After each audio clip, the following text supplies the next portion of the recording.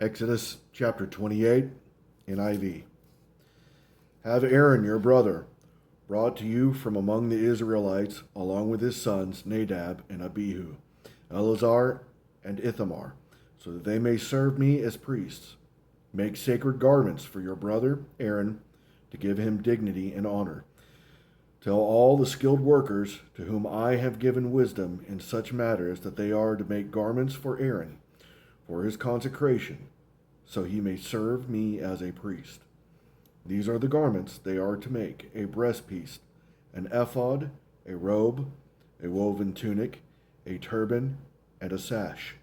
They are to make these sacred garments for your brother Aaron and his sons, so they may serve me as priests.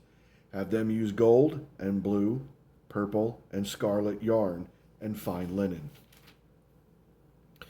Make the ephod of gold, and of blue, purple, and scarlet yarn, and of finely twisted linen, the work of skilled hands. It is to have 2 shoulder pieces attached to 2 of its corners so it can be fastened. Its skillfully woven waistband is to be like it, of 1 piece with the ephod, and made with gold, and with blue, purple, and scarlet yarn, and with finely twisted linen. Take 2 onyx stones and engrave on them the names of the sons of Israel, in the order of their birth, 6 names on 1 stone, and the remaining 6 on the other. Engrave the names of the sons of Israel on the 2 stones, the way a gem cutter engraves a seal. Then mount the stones in gold filigree settings and fashion them on the shoulder pieces of the ephod as memorial stones for the sons of Israel. Aaron is to bear the names on his shoulders as a memorial before the Lord. Make gold filigree settings and 2 braided chains of pure gold like a rope, and attach the chains to the settings. Fashion a breastplate, a breastpiece for making decisions, the work of skilled hands.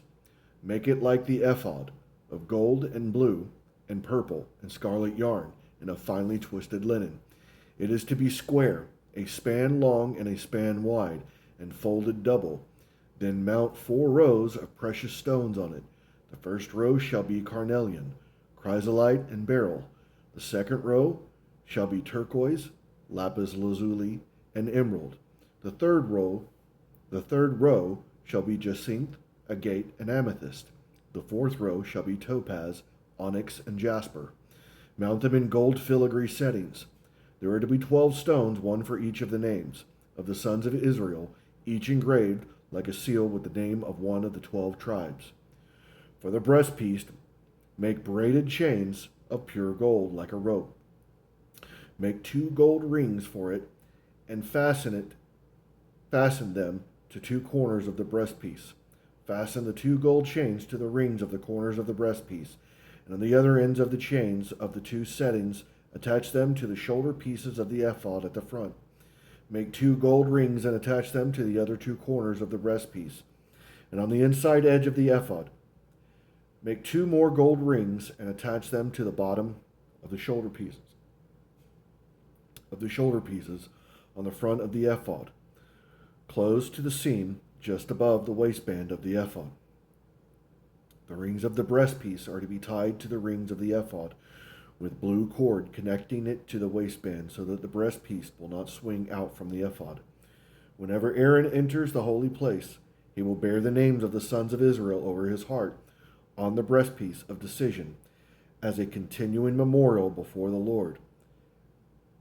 Also put the Urim and the Thummim in the breastpiece, so they may be over Aaron's heart whenever he enters the presence of the Lord.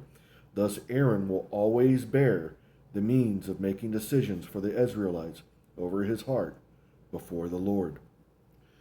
Make the robe of the ephod entirely of blue cloth, with an opening for the head in its center.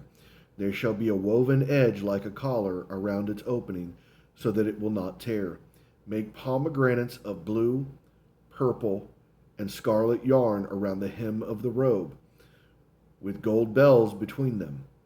The gold bells and the pomegranates are to alternate around the hem of the robe. Aaron must wear it when he ministers. The sound of the bells will be heard when he enters the holy place before the Lord and when he comes out, so that he will not die. Make a plate of pure gold and engrave on it a seal, holy to the Lord. Fasten a blue cord to it, attach it to the turban. It is to be the front of the turban. It will be on Aaron's forehead, and he will bear the guilt involved in the sacred gifts the Israelites consecrate, whatever their gifts may be. It will be on Aaron's forehead continually, so that they will be acceptable to the Lord. Weave the tunic of fine linen and make the turban of fine linen. The sash is to be the work of an embroiderer. Make tunics, sashes, and caps for Aaron's sons to give them dignity and honor. After you put these clothes on your brother Aaron and his sons, anoint and ordain them. Consecrate them so they may serve me as priests. Make linen undergarments as a covering for the body, reaching from the waist to the thigh. Aaron and his sons must wear them whenever they enter the tent of meeting or approach the altar to minister in the holy place, so that they will not incur guilt and die.